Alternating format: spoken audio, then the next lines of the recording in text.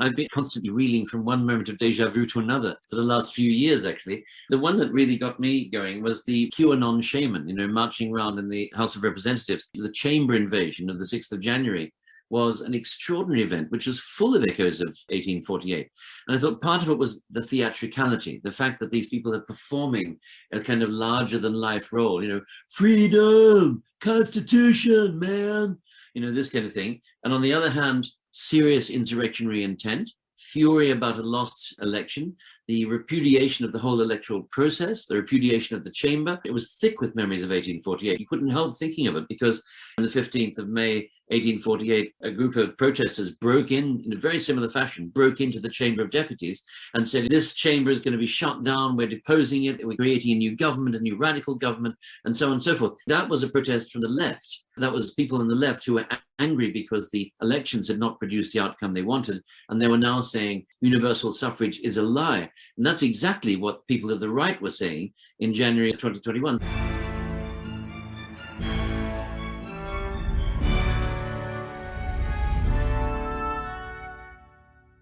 Hello and welcome to the Aspects of History podcast. My name is Oliver Webb-Carter and I'm the editor and your host. And this week we delve into the mid-19th century. And to do that, we're with an esteemed guest, Sir Christopher Clark, Australian historian and Regius Professor at Cambridge Uni. So we've got a real live Oxbridge Don on the show. As you've heard at the top there, he's talking about 1848, the tumultuous year in history, and one that has many echoes today, not least with the storming of the Chamber of the National Assembly of France on the 15th of May 1848, which is eerily similar to that of the 6th of January 2021 in support of Donald Trump. You may not be familiar with 1848, but it was the year of revolution which had global ramifications, so we'll talk about that. There wasn't much revolution going on in Britain, but that's not because we're all against that sort of thing here and would much rather a quiet life with a nice cup of tea and feet up watching the cricket with newspaper to hand. If only that were so. So Christopher Clark explains why, as well as the fact that Switzerland can claim to be one of the first countries to revolt. Who would have thought it? Anyway, in the meantime, I've got plenty more content upcoming, including a chat about perhaps Britain's greatest ever general, Bill Slim. Have you heard of him? Also, the film club continues on the anniversary of Dunkirk with Christopher Nolan's Dunkirk. And Tom Holland joins me to talk about Rome as a superpower in the 1st century AD. And I'm sure we'll talk about plenty of other things, including my particular bugbear, the use of CE and BCE in place of AD and BC. Perhaps that's a bit niche though. Please do rate and review and do tell your friends. In the meantime, I'll hand you over to me talking to Christopher Clark on 1848, the year of revolution.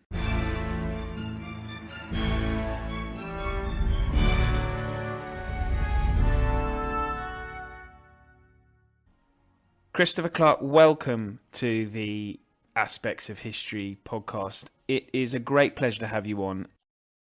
Oliver, thank you very much. You are a hugely distinguished historian and have written this fantastically interesting new book on the revolutionary period of revolutionary year of 1848.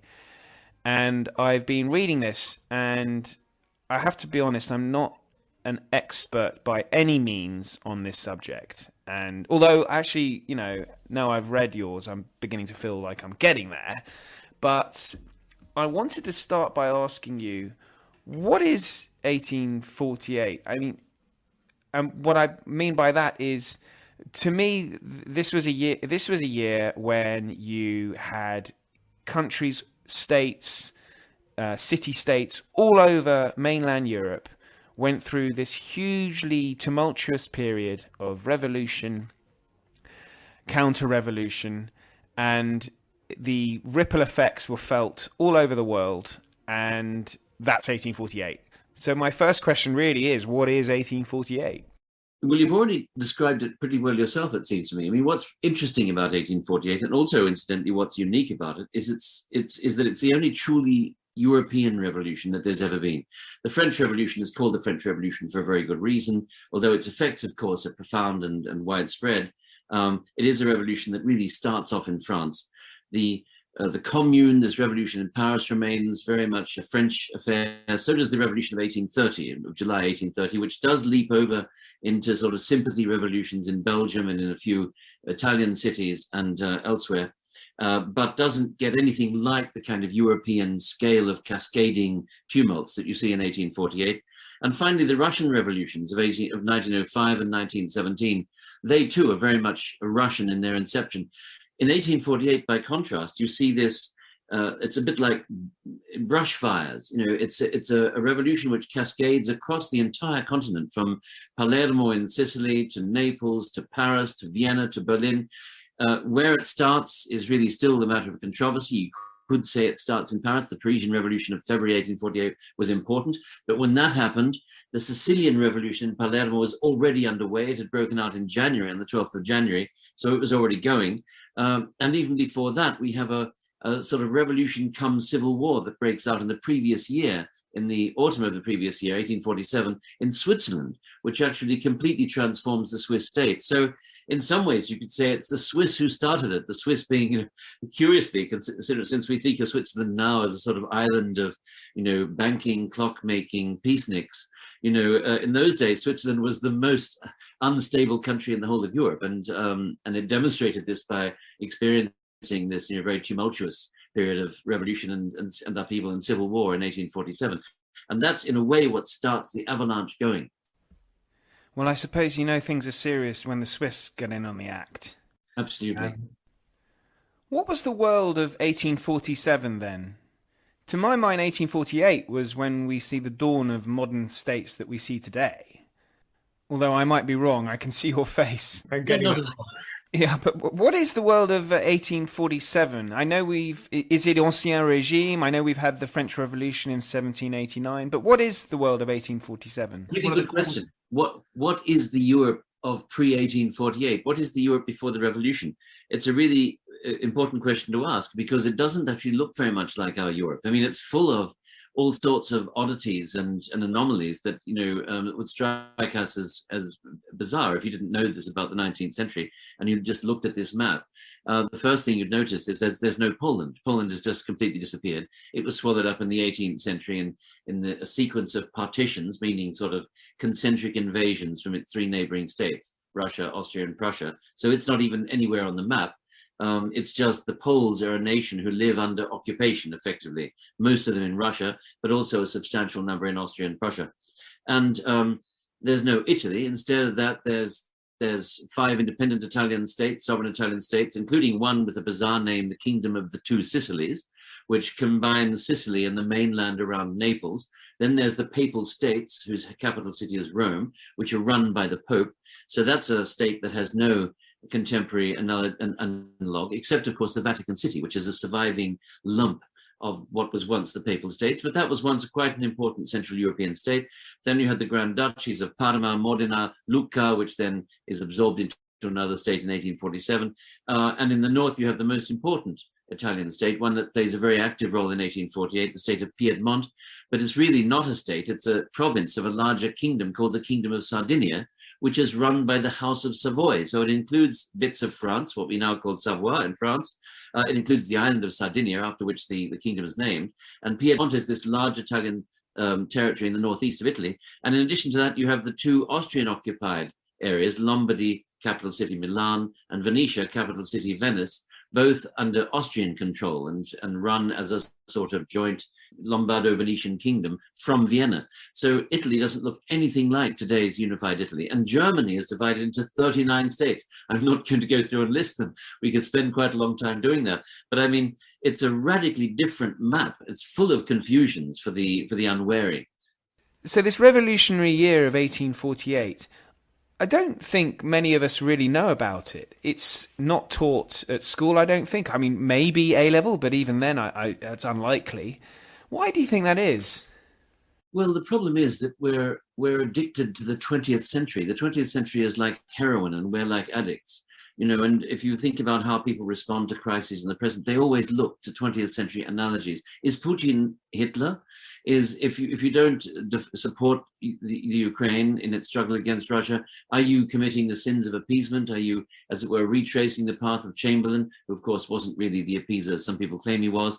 But we'll leave that to one side. It's this kind of addiction to 20th century analogies. The Russians do the same thing when they claim that the Ukrainians are fascists or neo-Nazis or banderovцы, followers of Bandera, 20th century ultra-rightist Ukrainian nationalist leader. So, we're addicted to these 20th century analogies because they produce emotions, they generate emotions, but they're actually not very useful or relevant. And in some ways, what I think is happening is that the Alp of the 20th century, which had completely blocked our vision of the 19th century, is now shrinking in our awareness. And we're becoming, I think, well, this is the moment to turn back and look at the deeper histories of our present, histories that extend back into the century before.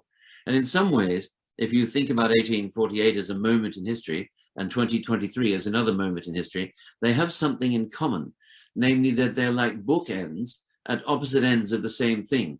The 1848ers, the people of the mid-19th century, were about to enter something that we're in the business of leaving.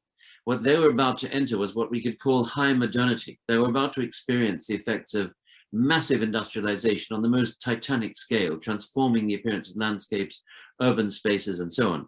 They're about to experience the rise of large and powerful political parties with the power to discipline their members. And ultimately, of course, in the 20th century, the most potent expression of this phenomenon would be the totalitarian political party, the National Socialist Party, the Communist Party, the Fascist Party of Italy, and so on. Or for that matter, the party founded by Franco, the sort of composite right-wing party of Franco's authoritarian regime. And it was, of course, the time of the rise of the great national newspapers. That all happened after 1848, the national radio audience, the television audience.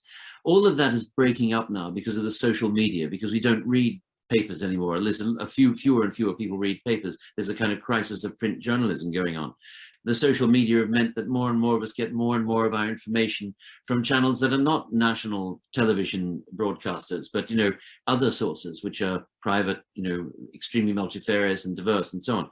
So all of that is breaking down again, and we're returning to the kind of multifarious, multipolar, and rather confusing world of the mid-19th century. So in some ways, in a way, we're swimming back into the world that they took for granted. And that, I think, is creating a new sense of affinity.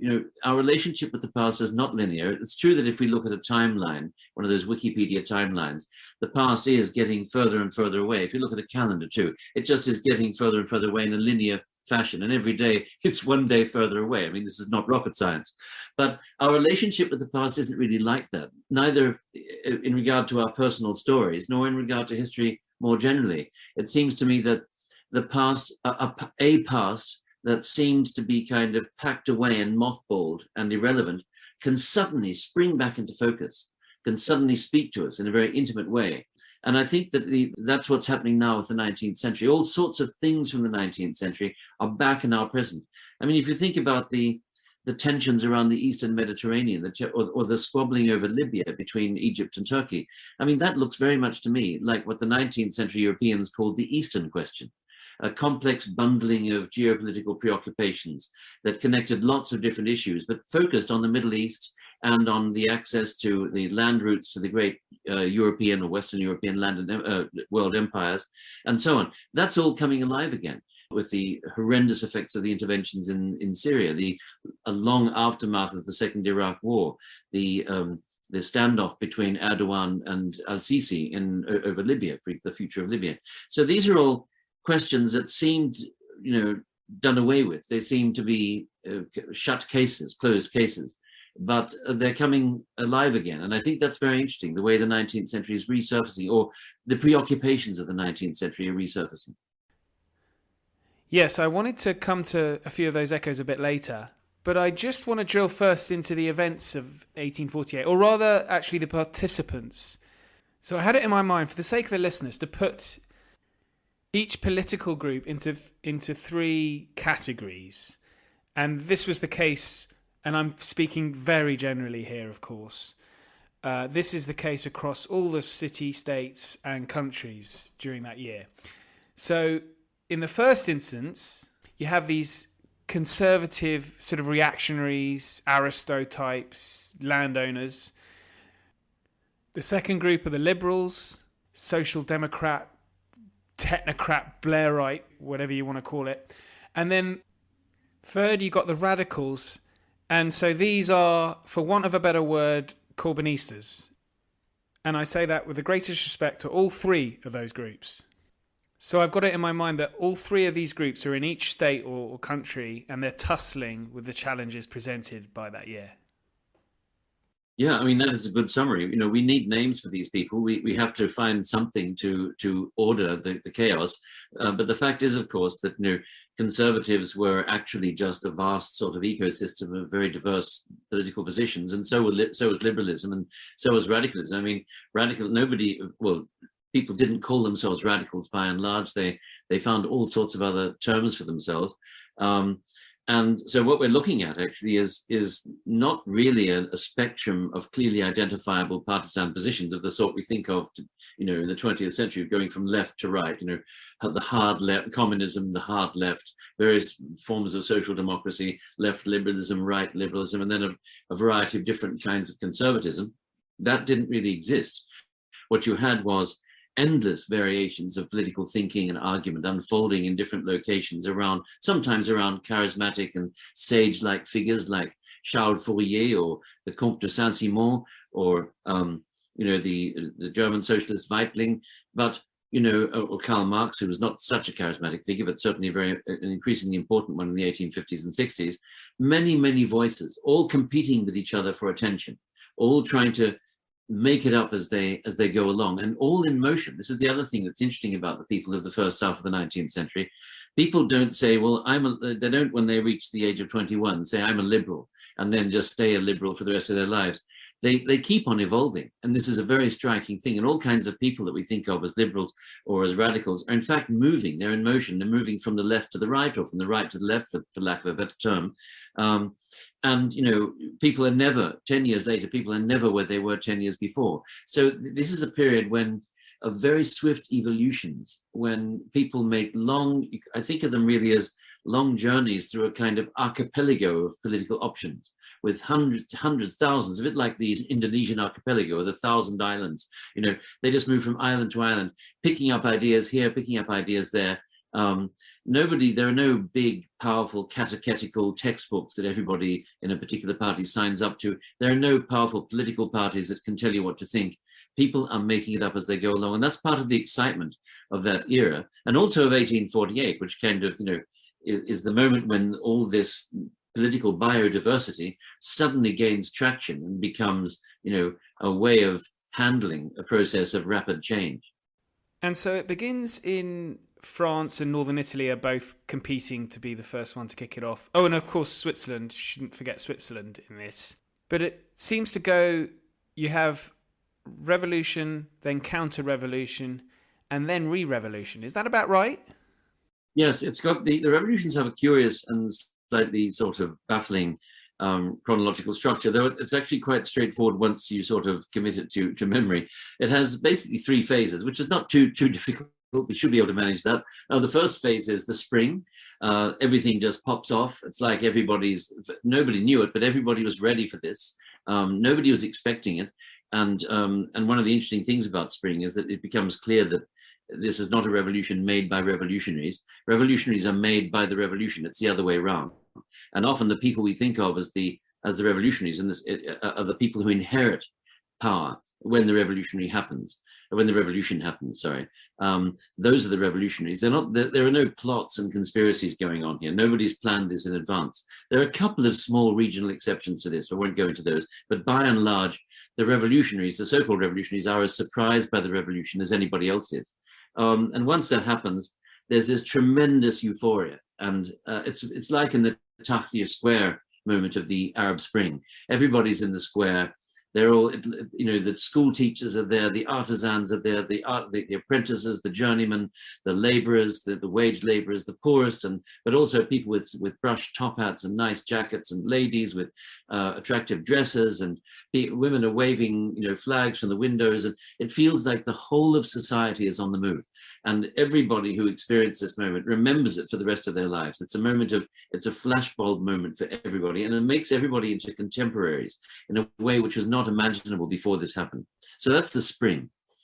Then, unfortunately, just as after a wonderful party, sometimes a nasty morning follows with headaches and nausea. So in the summer, it becomes clear, and the same thing happened in the Arab Spring, obviously, and if you look at what happens to the Tahrir Square movement, the people realize actually they don't really agree on everything. They don't really agree about the next steps. And one could fill hours and hours of conversation about what they disagree about. They disagree about virtually everything one can imagine as a political question. But one fundamental thing they disagree about is the nature of the revolution. And that's one way of capturing all the other disagreements. People whom I think we could call radical because they want a deep social transformation and they want life to become better for the poorest and most vulnerable in society. People like that, on the one hand, think that the revolution is a process. It started in February or March or wherever it takes off. It takes off at different times in different places, but it's a process that has to be deepened and pushed forward until the process of revolutionization is complete. But for more moderate heads, we might think of them as liberals, the revolution is an event. It's something that once it's happened has to be contained in ropes of law. Stability has to be re-achieved. So you've got to, the idea of the liberals is the very last thing they want is just continuing turmoil. What they want is, now the revolution has happened, thank everybody for everything they've done. Thank you for all your efforts and for all your sacrifice. And we understand people have died and so on. Thank you for all of that. Now go home. We will take care of ourselves. Don't you worry your pretty little heads about this. We're going to make a constitution, then we'll summon a parliament, and we'll get on with the busy big boy work, because it is all men, of course, of drawing up laws and, and and making sure the press is free and that people are free from arbitrary arrest and all these sort of legal reforms that liberals love. That's not enough for the people on the left. They say, no, but the revolution isn't over. What about the poor people? What about the people who are the precarity of people who are living on the subsistence borderline, who are very numerous in the cities of Europe at this time?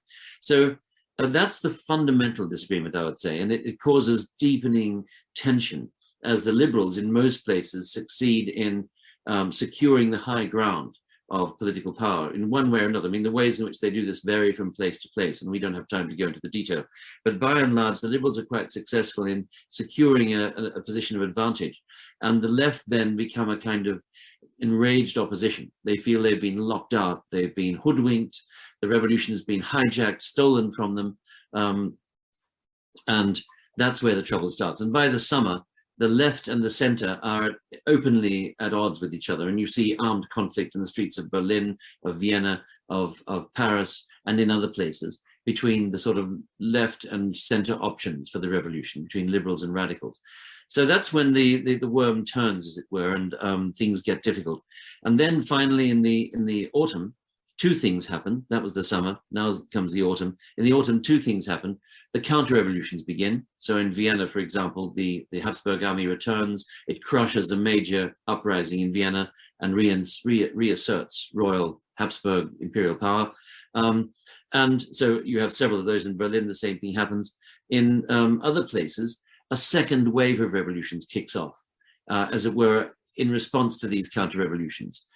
And it's a different kind of revolution. It's more dominated by the left, but it's not the sort of insurrectionary, hard communist left represented by some of the most kind of conspiratorial insurrectionists on the left in the 1840s.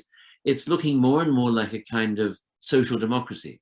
People want social goods, social benefits. They don't want to demolish private property. They don't want to take away people's houses and beds and all this kind of thing. But they do want some kind of safety net for the most vulnerable classes of society. So the left is also evolving towards something more moderate and better organized. They have very deep and very large associations and organizations, and this goes on, and they end up fighting. I mean, in several places there are armed insurrections in the southwest of Germany, in particular, armed insurrections, and in Hungary at the same time, and a Hungarian pro-independence movement pulls away from Austria and fights during the sort of winter and spring and summer of 1849, until in the summer, finally, of the next year, 1849, these revolutions are finally put down, more or less put down. They're crushed in the southwest of Germany by Prussian and other German army contingents. The French go into the Republic of Rome, which had sprung up in the spring, and put that down in the summer of 1849. And the Russians and the Austrians and various other Croat and other groups helped to bring down the Hungarian Revolution. So that brings an end to the whole thing. So it's 3 phases: spring, euphoria, unanimity; summer, everybody starts to disagree and the squabbling starts; the autumn and winter, on the one hand, counter-revolution begins, and on the other hand, the second sort of revolution 2.0 kicks off, and it's then put down in the summer of the following year. Oh, so it's a bit complicated, but not that complicated. No, fantastically described, actually. And so the way 1848 is often described is, and you've written about this in the book, is that it wasn't a success. But I don't think that's necessarily the way you view 1848, or whether it's the right way that it should be viewed. I don't think it is really. I mean, it's interesting because, if you hear about, if we observe a massive snowstorm in Canada or something, nobody asks, was the snowstorm a success or not? Or did it fail? That would be pointless. Or was a volcanic eruption a success or a failure? Nobody would ask that question. They would simply, they would establish that it had taken place, and then they would measure its effects. And it seems to me, of course, the objection to my analogy just now would be to say, well, that's absurd, that analogy, because a volcanic eruption is a natural event, whereas a revolution is a political event. And political events are driven by will and intention. And if the intention is A and the consequence is B, then you can say this was a failure. The objective was not fulfilled. That means failure. But the problem with that is it presumes that a revolution has an intention. But of course, it didn't. The 1848, perhaps no revolution does, but certainly the 1848 revolutions were made up of tens of thousands of different intentions, which often cancelled each other out. There was very little in the way of norming and unanimity about what people wanted to achieve through the revolution. And so working that out was actually an extremely conflictual process. And so there is no single intention by which to measure the success or failure of revolution. And what that means is that when we say the revolution failed, we often mean either that we're siding with those for whom it was a failure, which of course one can do. You could say, well, I'm with Louis Blanc. I think the French Revolution of 1848 failed. Louis Blanc had to flee into exile. He wound up in London and so on. We could say, I'm with Louis Blanc on this. He's my horse in the race, as it were. It didn't work out for him, so it's a failure. But of course, for other people, this revolution was a success. For Bismarck, for example, a conservative, this revolution is about the best thing that could possibly have happened throughout the rest of his life. I mean, he hated, of course. He burst into tears and so on at the thought of the terrible insult done to his king and all the rest of it.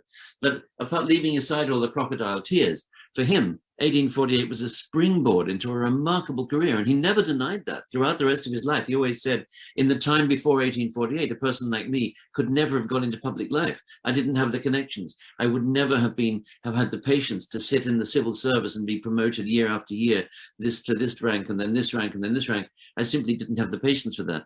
And he said, but 1848 launched me into public life. From one day to the next in a way that would otherwise have been quite impossible. So for him, this revolution was definitely a success. And for many liberals, it was a success. If what you wanted was a constitution and parliamentary elections, that's what many of these countries get as a result of the revolutions. Piedmont in northern Italy had no parliament and no constitution. After 1848, it has both. Prussia gets both. So a lot of things change in 1848. It creates a new political culture. The Danes get a new constitution. They're radically transformed. It's a revolutionary transformation from an absolute monarchy to one of the most democratic political systems in the world at that time, much more democratic than Britain at the time. The Swiss nation state is created in 1848 through the creation of the new constitution, which is the consequence of the war and the struggles of 1847. So, 1848 really does remake the world in many of these countries.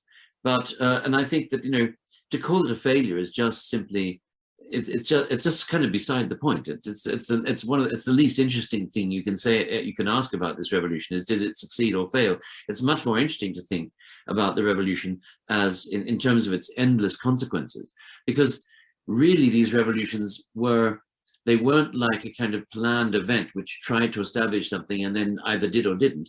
What they were was they were like a collision chamber. That underground that underground tunnel where they fire, subatomic particles at, mind-boggling speeds and then ram them into each other to see what happens to them.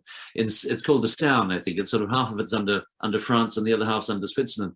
It's an amazing thing. I've been there once, and it's just the most incredible machinery. Well, it seems to me we should think of 1848 as the collision chamber at the heart of the 19th century.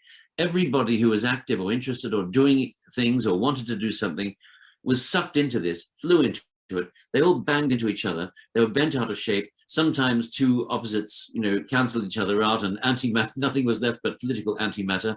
But others, found new ideas, recombined their politics. Everybody was changed by 1848, including, for example, Karl Marx, for whom 1848 is a deep lesson in how to recalibrate his political thinking and how to rebuild his political theory.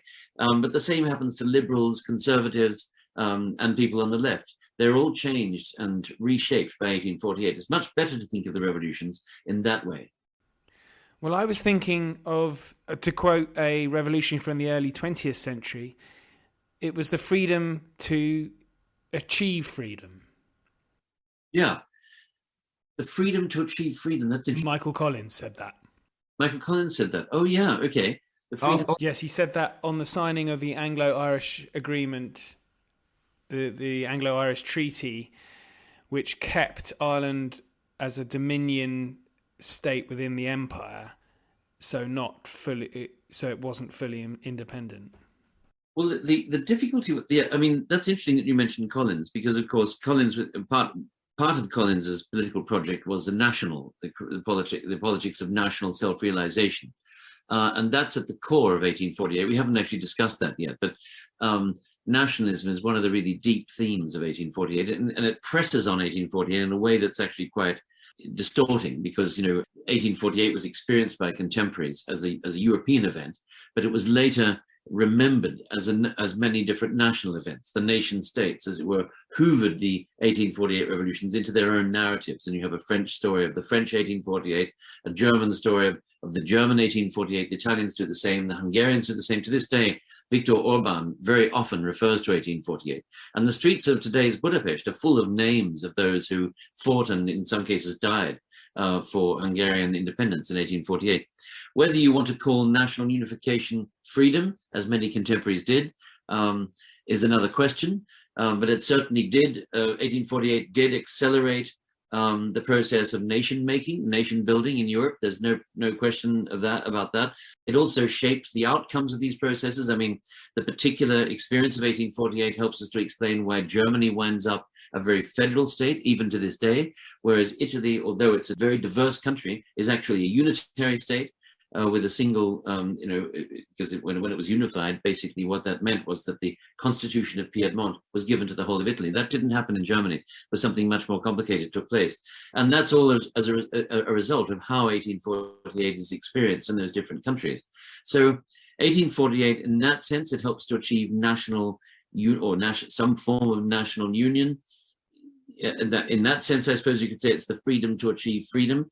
On the other hand, I think 1848, in some ways, by empowering the liberals, it delayed the arrival of democracy. And it was because the liberals were not Democrats. This is a very important point. The liberals didn't want to give the vote to everyone. They wanted to give the vote to all the sort of educated people. They wanted to give the vote to people like us, Oliver, people who are sensible, who take part in podcasts and chat with each other about the questions. Those are the people who are going to get the vote. They didn't want the great unwashed to have the vote, as they saw it, right? That was their view. It was only on the left that you found people adopting true democracy, who said, no, we want to give the vote to everyone. To everyone male, that is. I mean, very few people are arguing for women. And there's another way in which the freedom to achieve freedom doesn't quite work.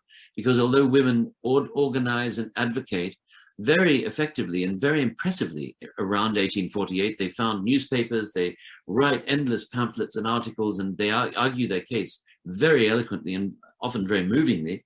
They achieve almost nothing out of 1848. And of course, in the case of France, they have to wait until after the Second World War to get enfranchised. In Britain, until after the First World War. In most countries, it's a long, long wait before the extraordinary, negative privileges, the disabilities weighing on women are removed. Switzerland's even later, isn't it? Switzerland's even later, absolutely. So, it depends which group one's looking at. How we appraise the effects of 1848. Well, one area I wanted to talk to you about, which I know has some personal interest to you, is that it's during 1848 that we're in the middle of the famine in Ireland. And as many probably already know, around 1 million die. Huge numbers migrate from Ireland to America and Australia and Britain. And so I wondered, I know it's not traditionally lumped into 1848 as the year of revolution, but is that not a revolutionary act in itself to migrate from your home to a new country? In terms of an individual biography, it is. What was interesting, I think, the connection between revolution and emigration in the Irish case is interesting, because one thing that the Australian press is interested in 1848 is the fact, the Sydney Morning Herald poses this question explicitly. It's a paper that still exists today, by the way, but it was then the most important paper in the colony of New South Wales. And it poses this question once the Australians learn of what's been going on in February, which is not incidentally until sometime in June. Australia is so far away that it takes, I think, about 4 months for information to get there. But when finally the Australians do wake up to what's going on, and then, of course, they follow the news with tremendous interest. They're not Australians yet, but the people in New South Wales, the colonists, they follow these news with tremendous interest. And one question they ask themselves is, why is Britain not having an 1848? Why is the mother country not experiencing an 1848? Why are things so quiet, in the home country, as Britain still is for Australian colonists on that continent? And why have they not seen the bloodshed in Paris and elsewhere, Hungary and so on? And the answer that they produce is, well, the reason is that for some years now, the British have been systematically weeding out troublemakers, especially in Ireland, people they see as troublemakers, and exporting them, transporting them by force, expelling them, exiling them to the colonies, and in particular to New South Wales. And so they say, that we're going to have to carry the baby, as it were. We're going to be left carrying the baby of upheaval and revolution, because we've all got all the troublemakers here. Of course, that doesn't happen in 1848 in Sydney or even in 1849. But a few years later, there is a major revolt on the gold fields of Victoria, called the Eureka Stockade, which is something that nobody in the rest of the world knows or cares about at all, but which is taught to every Australian school child, and everybody in Australia knows the Eureka Stockade. It's like, King Arthur and the cakes. Or was it King Alfred? Sorry, King Alfred and the cakes. The sort of thing people used to know, about burning the cakes, or Washington's, hatchet, or the cherry tree, or whatever. Or those sorts of things. It's that kind of folkloric wisdom that you get at school. And what's interesting about the Eureka Stockade is that, again, according to the editors of the Sydney Morning Herald, it was led by, among other people, the personal secretary of Mazzini, the Italian insurrectionist who had been present in the Roman Republic and had been agitating for an Italian national union for some time by insurrectionary means. His secretary, a man called Raffaele Carboni, had wound up in Australia and helped to lead the miners during the Eureka Stockade uprising. And so did a man called Friedrich Wern, who was a former German radical who'd been on the barricades in Paris. So, there are connections in far-flung Australia with the revolutions of 1848, and they do have to do with immigration, but it's quite an indirect connection. Well, I certainly want to talk about Britain, actually, but as I mentioned at the start, there were ripple effects felt all around the world. We see French colonies impacted, in the Caribbean in particular. You quote a Chilean writer, so it's South America, the Pacific too. I wondered if you could talk about that. Absolutely. No, it's watched with fascination, partly because of the cascading effect. People can't believe that this is happening, moving from city to city to city. It's this foreshortening of events where the amount of new news material is so prodigious that it's impossible really to digest it in real time. And this is a sense that we find many people saying, the events are happening too fast to actually make sense of them. And that, grabs everyone's attention.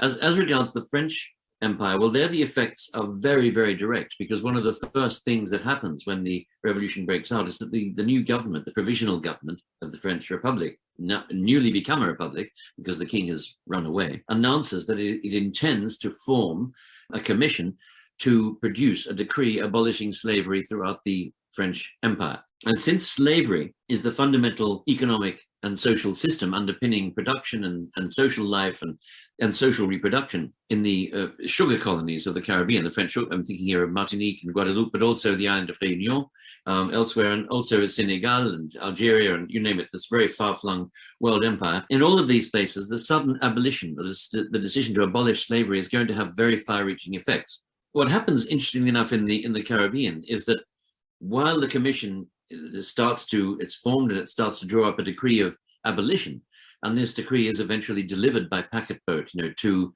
Martinique and Guadeloupe. By the time it arrives, the local enslaved people have already seized their own freedom. They don't wait for the decree. Once they know that this is in the offing, they rise up themselves and simply say, it's over. Finita la musica, c'est fini, right? And the authorities pretty quickly after some fairly bloody skirmishes and tumults and violence on the islands, they have to concede, yes, it's over. We can no longer maintain the system. And at that point, the governor of Martinique, Rostolan, and his colleague on Guadeloupe both issued local emancipation orders in which they say there are no longer any slaves on these islands. So that is a very profound transformation.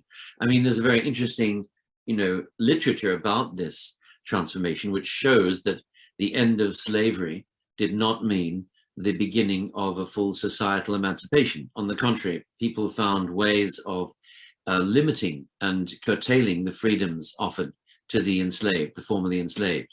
And so the improvement in their condition was actually far less dramatic than we might imagine.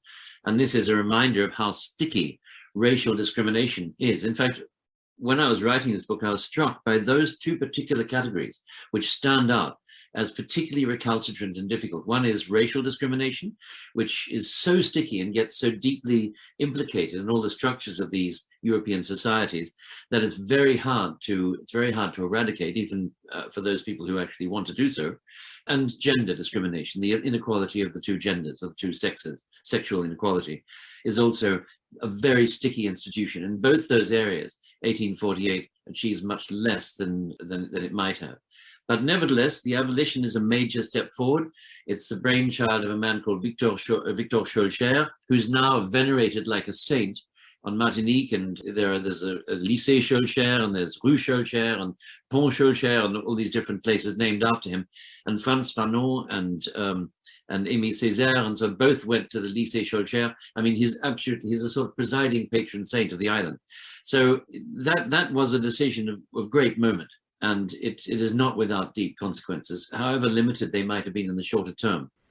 It's interesting to me that, and your book is entitled The Revolutionary Spring, and I was wondering, this is probably more of an anthropological or sociological question, which I don't know if you've looked into, but we've seen this phenomena recently, and I wondered what it is about the human psyche. I mean, recently, as I mentioned, Arab Spring, we've seen even more recently Black Lives Matter movement, there's the Occupy movement.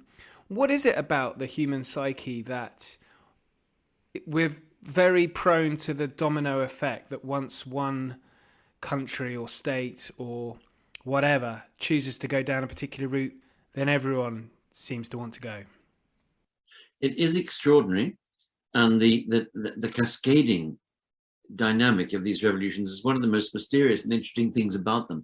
I mean, it happens so fast that you can actually say the revolution is proliferating faster than information about it could possibly have done. So it proliferates faster than the news of these revolutions can have proliferated. So in some cases, I think we just have to speak of not so much of, we have to get away from diffusionist models. There's a tendency to think in terms of diffusion and waves. So you have an instability in Paris. It's like throwing a stone into a pond, and then the ripples proliferate outwards concentrically across the surface. That's not really how the revolutions spread. They were cognate tumults. We have to think of them really, it's more like a handful of, several hundred pebbles, thrown into a pond. And the ripples are proliferating from many different centers, not just from one. And the reason for that is that it seems mysterious at first if we think of how can this be happening at the same time in France and in the Italian states and in Germany and in, Spain also has a major revolutionary upheavals in 1848 that they're very violently put down, and everywhere else, Hungary and Vienna and so on. How can that be happening at the same time? Well, it's not mysterious if we just recall that this is all Europe. Let's not fetishize these national names that we give to the different regions. Let's just think of this as a single unit of analysis with in some ways, a single society in it, and that's Europe. And Western Europe was like that in the sense that if you look at the press, which I did with great interest in the last few weeks before the outbreak of these revolutions, it's quite clear that the horizon of their awareness is absolutely European. The French press is full of news about what's happening in Palermo, what's happening in Switzerland, what's happening in Naples. There's a marvelous speech by Alexis de Tocqueville to the Chamber of Deputies, where he stands up on the 29th of January 1848, and he says, he's astonished by the complacency of the sort of authorities of the French monarchy. And he says, do you really think that this turbulence on our horizon, this stuff going on in Italy and in Palermo and so on, do you really think that that's going to stay on the horizon? Do you not see that it's coming to us and that it will soon be in our streets? Because if you do see that, why aren't you acting? Why aren't you doing something, enacting emergency measures to deal with this crisis? And they all just sort of, yeah, whatever. But that's old Tocqueville again. Listen to him ranting on like an old Quaker. But, the fact is that, he's absolutely right. It is a joined up European society. And these people have very similar languages of complaint and protest and very similar techniques of insurrection. If you look at how they build barricades everywhere, or the language of the demands that they make on their governments, the language of the new constitutions, they all want the same things: constitution, freedom of the press, freedom of association, freedom from arbitrary arrest, and so on and so forth. So we've mentioned Britain, so I just want to move on to that now. And you were talking about the theory that was doing the rounds in New South Wales, which is that the reason there was no trouble in Britain was because all the troublemakers had been shipped off to New South Wales. But I was talking to an historian about 1848, and he was saying that the reason there was no revolution was down to the Duke of Wellington. Now, just hear me out. So the Chartists, who were the representatives of the radicals in Britain, were intent on marching on Parliament to put forward their demands. And as they were crossing Westminster Bridge, they heard that the Duke of Wellington, who I am believing to be a huge reactionary by this stage, and he's there with his cannon. So the Chartists, such was their reverence for the Duke of Wellington, for all he had achieved, that they disbanded and returned home and just complained at home, but didn't actually take up any kind of arms, unlike their continental counterparts. Is there any truth to that? Well, I'm sure that story is part of the answer, but I mean, underlying that and sort of implied by it actually is something that contemporaries observed about Britain. I mean, it's not so much what the British observed. I'll tell you first of all what contemporary Britain said, and it's that became part also of British memory of 1848. What contemporaries said was, well, these continentals are all rising up because they've all been held down by these ghastly continental monarchical despotisms. But we here in Britain, free Englishmen, enjoy the liberties of Englishmen. Why would they want to rise up? Your Chartist is a very good fellow. He'd rather go home and have tea with his wife than set fire to somebody's house.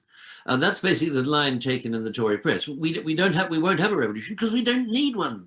We've already got the bally old freedoms we want, and why would we want to revolt to have any more? And that was the line that my teachers took at school as well. They said in Sydney, when I was growing up, because I grew up in Australia, they'd say, Britain didn't have a revolution because they already had the freedoms and liberties they wanted. And I remember thinking, it's a bit like those parents who say, well, our teenagers are never going to revolt against us. We're so liberal, we're so permissive, and so often it's those parents who end up having the worst trouble with their kids. Well, it's a bit like that in 1848. It's a beautiful myth, and it makes people feel good to believe it. But in fact, what made Britain different in 1848 were two things. One was empire. In that sense, the New South Welshmen were actually right. The British were able to keep the price of staple foods down by demolishing the sort of legal framework of imperial privilege. In other words, by allowing cheaper sugar to come in to in the form of British imports. They were able to keep the price of sugar down The grain price was already kept down by the reform of the Corn Laws, which had been done by Peel. That was a very good move. And Britain was able, through access to the products, but also of its empire, but also through these manipulations of international markets, it was able to keep the price of staple goods down and reduce the frictions generated by social distress. That was one part of the answer. But another part was simply that Britain was very robustly policed. And it had, if you think about that meeting on Kennington Common, where the Chartists all turned up great numbers and so, well, so do 80,000 special constables. 80,000? 80,000 with clubs and so on, ready to have a go. And, there was a chap called Sibthorpe who said, by gum, if they'd really tried it on, then they would have got a thwacking like no man ever received before. So the idea was that, if necessary, you could mobilize a large part of your own society to support the counter-revolution, to prevent any further radicalization. And, the measures taken against the Chartist movement were extremely robust. They always had been, involving tens of thousands of arrests and so on. So, and I'm taking this in part from Boyd Hilton's wonderful account of 19th century Britain, which makes the point that, the Chartist movement didn't die of its own, as he puts it, didn't die of its own inanition. It was pressed down by the strong arm of the state. And this is something that Europeans saw very clearly. One of the first things that the Prussians do in Berlin is they send a fact-finding mission to Britain to work out how are they being so good at policing? What is their secret? And they send this fact-finding group, travels in particular to Ireland, where they have the Irish Constabulary, a kind of paramilitary constabulary, which is seen as an absolute model for counterinsurgency, peacetime counterinsurgency policing. And the Prussians pick up lots of great ideas and incorporate them into their own policing reforms back at home. So, it's not about liberalism, it's about policing and about prices. So prices and policing. So it sounds like it's down to Robert Peel then, as he was responsible for the creation of the police and the Corn Laws. Oh, the irony. Robert Peel is one of the kind of magical stories of this episode because of these revolutions. Because Robert Peel, of course, highly controversial figure in Britain because of the way in which he broke with conservative, orthodoxy and did all kinds of wacky, radical things, often in alliance with quite radical figures in his own in the Parliament, in British Parliament and British society, such as repealing the Corn Laws. And after 1848, he becomes, in a completely unexpected and rather odd way, he becomes a sort of totem, for a sort of poster boy for post-revolutionary reformers of the European states. So you have the people like Bravo Murillo, a member of the cabinet of the Unión Liberal, the Liberal Union in Spain, in the mid-1850s, standing up in front of the Cortes, the Spanish Parliament, and saying, "Yo soy un peilista," right? I am a Peelite. Right, it's an extraordinary thing. Peel's dead by now, if you once you start looking for references to Peel in the for example, the Piedmontese parliamentary protocols, you find Cavour singing paeans of praise to Peel. He's seen as someone who broke the yoke of the old politics and showed the world how to mix politics and new combinations. But he has a sort of reputation in Europe which bears no resemblance whatsoever to his rather patchy presence in British public memory.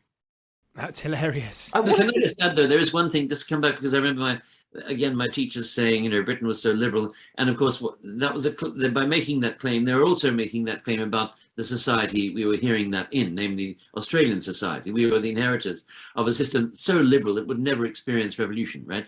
A system based on commerce and mercantile interests and free press and all this kind of thing. But in fact, Britain did experience a revolution in 1848, though in a rather unexpected location, namely on the protectorate of the Ionian Islands, which was under British administration in 1848. And on the island of Kefalonia, there was quite a serious episode of unrest, a major sort of rural uprising, which the British tackled with exemplary brutality. They treated it exactly as the Austrians treated Hungary. They hanged and flogged like there was no tomorrow. And there were over 300 people who were publicly flogged, something that the islanders had never seen before. There are only 70,000 people on Kefalonia.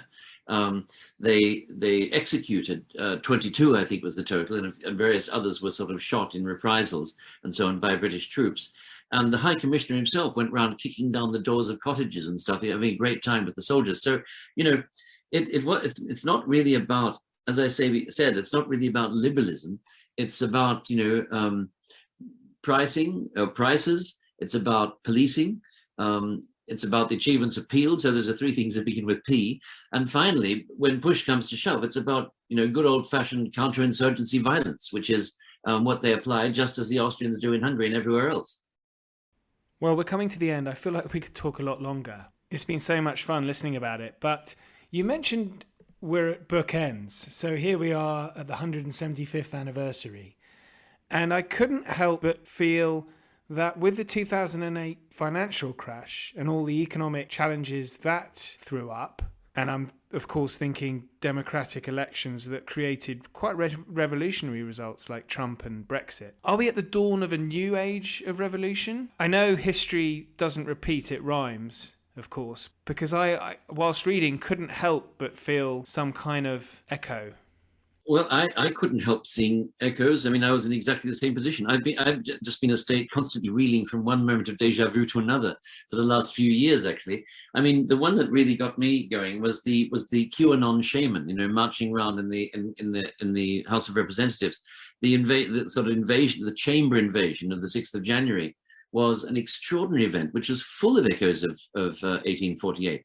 And I thought part of it was the theatricality, the fact that these people are performing a kind of larger than life role, freedom, constitution, man, this kind of thing. And on the other hand, serious insurrectionary intent, fury about a lost election, the repudiation of the whole electoral process, the repudiation of the chamber. These are the memories of 1840. It was thick with memories of 1848, at least for someone who's interested in 1848. You couldn't help thinking of it because, in the 15th of May, 1848, a group of protesters broke in a very similar fashion, broke into the Chamber of Deputies and said, this chamber is going to be shut down. We're deposing it. We're creating a new government, a new radical government, and so on and so forth. I mean, that was a protest from the left.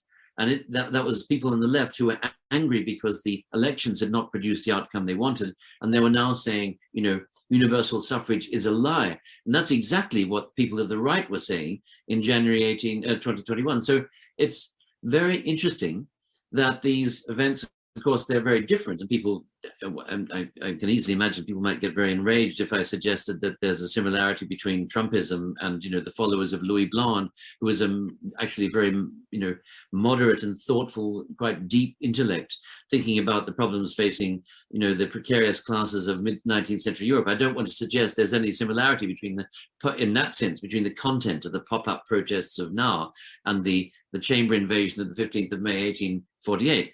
But the formal analogy, the formal similarity is really so obvious, it can scarcely be missed. And it's interesting to think about those formal similarities. Why are chambers, why is the politics of the chamber and the politics of the street at odds in 1848 and at odds again now? Is part of the problem maybe the different speeds of politics, the fact that, the politics of a chamber is very slow and actually quite boring. As we all know, parliaments are rather boring. You visit one, it's not most people are not desperate to go back for another visit once they've seen how it all works. And they're supposed to be boring. That's one of the good things about them.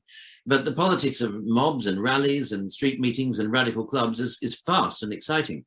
And the two speeds can sometimes pull each other apart. They can sometimes tear politics in opposite directions. And exactly the same has happened in recent times. You think about Trump getting up at 3 o'clock in the morning whenever he needs to, to powder his nose, and then issuing his first tweet of the morning, driving politics in ever tighter news cycles at the speed of tweet, not at the speed of parliamentary deliberations. So, I mean, that's just one example, but I mean, there are endless examples of parallels, which I think make it, impose on us the obligation, in a sense, to think about why those rhymes are there. Are they really just, the kind of narcissistic presentism of us that we can't, when we look in the past, we can only see ourselves, like, Boris Johnson looking at Winston Churchill and seeing a reflection of Boris Johnson, which is what that book is all about, right? Boris Johnson and Winston Churchill are actually the same person, as this book makes clear.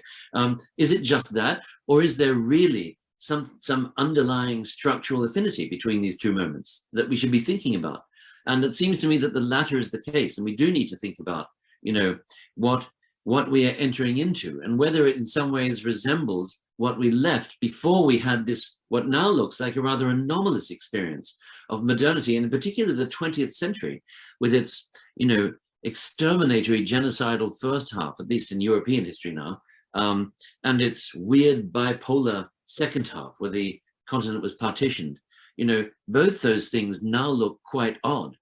And we're moving back to a multipolar, environment marked by, not by the absence of violence, but by dispersed forms of violence, which can be very deadly and very lethal and very terrifying, but are not the sort of massive state ultraviolence that you saw with Stalinism or with Nazism. So we're going back into a world which was sort of second nature to them, but feels rather unsettling to us. And perhaps in that moment of transition, it can be, engrossing and maybe even instructive to think about the predicaments of mid-19th century people.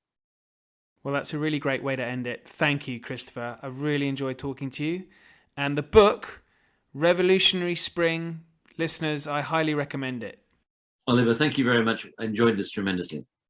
Thank you very much for listening. I found that chat with Christopher hugely enlightening there. Plenty more great content coming up. And please do tell everyone about the podcast and do rate and review if you can. You'll have my thanks eternally. Until then, thank you and good night.